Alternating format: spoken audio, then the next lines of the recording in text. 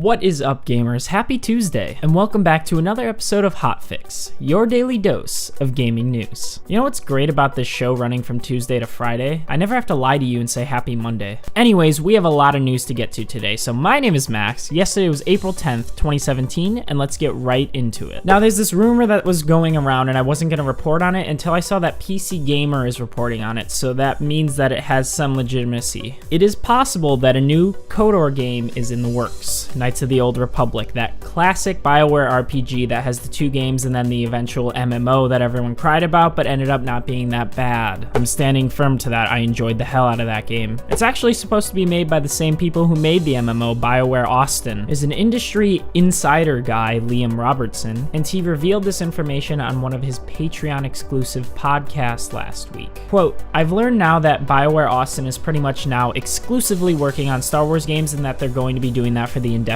future. What they're currently working on right now, and I have this on good authority, is sort of a remake/revival of Knights of the Old Republic. I don't know when this is set to come out, but it has been in development for a little while now. The game apparently began as a remake of KOTOR, but has now evolved into its own thing. So it's possible that it's a sequel, it's possible that it's maybe a remake with extra content, we'll have to see, but either way, this is exciting news, and if this does well, I'm sure we may see a third one later on if this isn't that. The demand is there, and they have to know that, and the MMO just isn't doing as well as it used to. I think it's doing fine now. I haven't looked into it in a bit, but it was fun for what it's worth. But now it might be time to move on. That Overwatch event that everyone's talking about that's supposed to launch today, well, a trailer leaked yesterday kind of showing off what it is. It's going to be called Overwatch Insurrection. It's going to be a PvE horde event with Tracer, Mercy, Reinhardt, and Torbjorn set 7 years earlier than the current events in the game. Each of the characters have blue Agents of Overwatch outfits equipped. The event also looks like it's bringing Black Watch outfits for McCree and Genji, as well as additional skins for Widowmaker and Orisa. This is really exciting. I know I'm going to make time to jump on this at some point. What's great about Blizzard is that they run these events for a while. This event is going from today until May 1st, so there's almost no excuse to not go out and try it out at least once. Not even for me, who keeps saying I'm going to play the game but hasn't. So if you browse Twitch even in the slightest, you'll have seen PlayerUnknown's Battlegrounds up there. The game is another one of those open world survival games. However, this one leads more towards the Hunger Games aspect of things rather than just surviving on your own like Rust or something like that. The game puts up to 100 people against each other, and it's been Steam's #1 seller since its launch on March 23rd, and it now has reached 1 million copies, which is a ridiculous milestone in and of itself. You know, this is so interesting. I remember seeing the game at PAX, and it had a big, long line, but to me, it just looked like another one of those generic open world games. It's good to see that that isn't the case, and that there's still some sort of originality here, and that people are just flocking to these new types of games. It's always nice to see a game doing successful. A new Battlefield 1 map by the name of Nivelle Nights is arriving in June, and it's going to be free for premium players. From what it looks like in this article, that's actually the only way to get it, is if you're a premium player, because it doesn't look like the map is part of any expansion. This could change as more information is revealed, though. I'm pretty happy with this because it actually looks like the trench warfare that World War I consisted of that the game severely lacks for some reason. One of the biggest things I was looking forward to when it was coming out. Hopefully this is a sign that more of these World War I-esque maps will make it into the game. Back in 2014, Microsoft bought the IP Minecraft for $2.5 billion, a ridiculous amount of money, but for an IP that makes a ridiculous amount of money. Since that purchase, Microsoft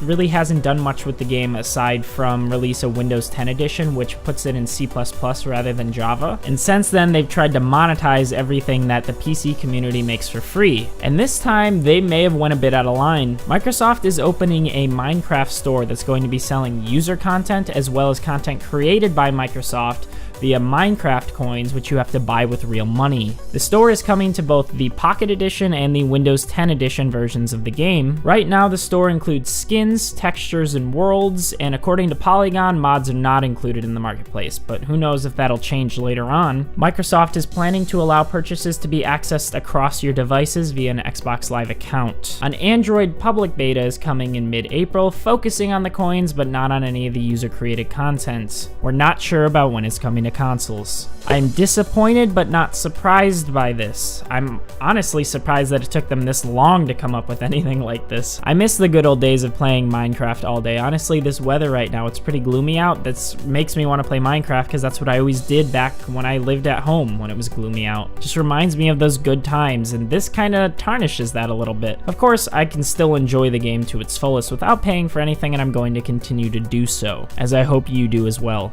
And some more uplifting news compared to that, Elder Scrolls Online is free for a week starting today. Players will have access to the complete game on PC and console, and if they like, they can buy the game at a discount. The game can be downloaded on PS4, Xbox One, or PC, and Bethesda is giving 500 crowns to all players, which can be used to buy pets, cosmetics, and other game items. I'm assuming crowns are their in-game currency that you have to pay for to get like shop items and stuff like that. If you choose to buy the game later, you'll be able to keep all of your progress. This is in light of ESO's next expansion, Morrowind, coming in June. This is really cool. I love when MMOs do this. This is the perfect way to get in and try it and see if it's worth your money. I doubt I'm gonna be able to get to it this week, but this is cool for people who will be able to. God, I remember being back in the alpha for this game, or maybe it was the beta, I don't remember exactly, but it was buggy as all hell, and it just felt like Skyrim with multiple people, which isn't really a compliment coming from me, but from what I know, it's gotten much, much better, so be sure to go check that out. And last but not least, Nintendo is planning a Splatoon 2 and ARMS Nintendo Direct. The Direct is supposed to air tomorrow at 3 p.m. Pacific time on their site and Twitch. The Direct will also have information on other Nintendo Switch and 3DS games, however, ARMS and Splatoon 2 are going to be the major focus. God, ARMS is still just hilarious to me. It's probably fun to play, but it just looks like a joke, and it's no replacement for Wii Sports or anything like that. Splatoon 2, on the other hand, that game looks awesome, and I hope that that game sees success in the esports community like Nintendo is trying to push it towards. Well, that's about it for yesterday's news. Make sure to like the video down below if this recap helped you. Leave your thoughts in the comments below on all these news stories, as well as my opinions on these news stories. I'd love to argue with you. Be sure to hit that subscribe button if you haven't already for free daily news updates straight to your inbox every Tuesday to Friday. I'll see you guys tomorrow. This is Max signing off.